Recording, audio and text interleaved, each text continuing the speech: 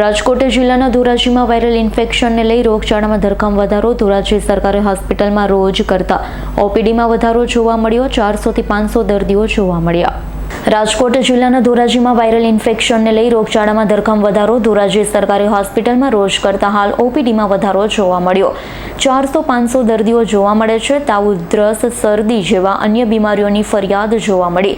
ધોરાજીની સરકારીમાં નાના મોટા બાળકો, મહિલાઓનો ઘસારો જોવા મળ્યો. ધોરાજી સરકારી હોસ્પિટલમાં વાયરલ ઇન્ફેક્શન ફરિયાદમાં વધારો થયો છે. ડોક્ટર રાજ બેરા, મેડિકલ ઓફિસર, સરકારી હોસ્પિટલ ધોરાજી સરકારી હોસ્પિટલ ખાતે રોજબરોજ જે ઓપીડી રહે છે એ ઓપીડીની સંખ્યામાં હાલના દિવસોમાં થોડો વધારો જોવા મળી રહ્યો છે. ધોરાજી સરકારી હોસ્પિટલ ખાતે હાલ એવરેજ 400 થી 500ની રોજની ઓપીડી રહે છે. ઉપરાંત 10-15 દર્દીઓ છે એ જનરલ વોર્ડની અંદર એડમિટ છે, જેમાં તાવ, ઝાડા ઉલટી, શરદી ઉધરસ વગેરે પ્રકારના કેસો જે વાયરસને લીધે થતા હોય એવા કેસોની સંખ્યામાં વધારો જોવા મળે છે. આ પ્રકારની બીમારીથી બચવા માટે વાસી ખોરાક ન લેવો જોઈએ, પાણી ઉકાળીને પીવું જોઈએ, દિવસનું વધારે પાણી પીવું જોઈએ. કોઈ ઘરની આજુબાજુ કોઈ જગ્યાએ પાણીનો ભરાવો થતો હોય, મચ્છરજન્ય રોગો જે થવાની સંભાવના એના દ્વારા વધારે હોય છે, તો એનો નાશ કરવો જોઈએ છે. હાલ ધોરાજી સરકારી હોસ્પિટલમાં લેબોરેટરી તથા દવા બારીએ દવાનો જથ્થો પૂરતી માત્રામાં ઉપલબ્ધ છે અને તમામ સારવાર સુવિધા ઉપલબ્ધ છે.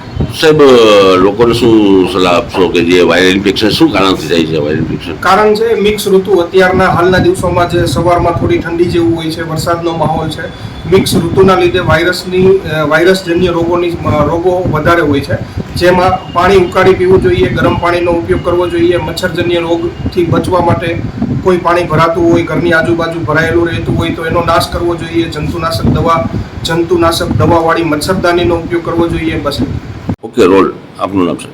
હું ડૉક્ટર જયેશ વેસાઈટી એસડીએચ ધોરાજી ખાતે અધિક્ષક તરીકે ફરજ બજાવું છું. આજરોજ અમારી હોસ્પિટલની ઓપીડીની વાત કરીએ તો લગભગ 700+ છે. એમાં પાણીજન્ય રોગો, વાહકજન્ય રોગો અને શરદી ખાંસી ફ્લૂ ટાઈપના કહી શકાય. પાણીજન્ય રોગોમાં ખાસ આપણે જોઈએ તો ઝાડા ઉલટી છે, ટાઇફોઇડ છે, કોલેરા છે, કમળો છે, વધુ પ્રમાણમાં છે. દર્દીઓની અમારે પૂરતા પ્રમાણમાં દવાઓ ઉપલબ્ધ છે. અને દર્દીઓને ખાસ તો એ સલાહ આપવાની કે ક્લોરિનેટેડ અને ઉકાળેલું પાણી પીવે.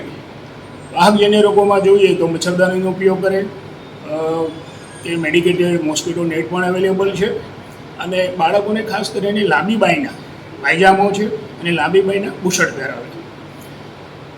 સાહેબ, સામાન્ય કરતાં કેટલી ઓપીડી વધારે છે? ને આજે સોમવાર છે એટલે ઓપીડી અમારી લગભગ 700+ છે. 800ની આસપાસ હોવી જોઈએ. સ્ટાફની શોર્ટેજ છે, પરંતુ અમે અમારી રીતે મેનેજ કરી દીધું છે. દર્દીઓને કોઈ પણ પ્રકારની અગવડ ન પડે એ અંગેનું ખાસ ધ્યાન રાખવું. સાહેબ, વાયરલ ઇન્ફેક્શન કેના કારણે થતું છે? વાયરલ ઇન્ફેક્શન ખાસ રીતે શરદી ખાંસી અને મિક્સ ઇન્ફેક્શનના લીધે થતું હોય છે. ખાસ કરીને ભીડભાડવાળી જગ્યાએ જવાનું ટાળવું જોઈએ. બને તો માસ્કનો ઉપયોગ કરવો જોઈએ. Bureau report, S9 news, Dhoraji.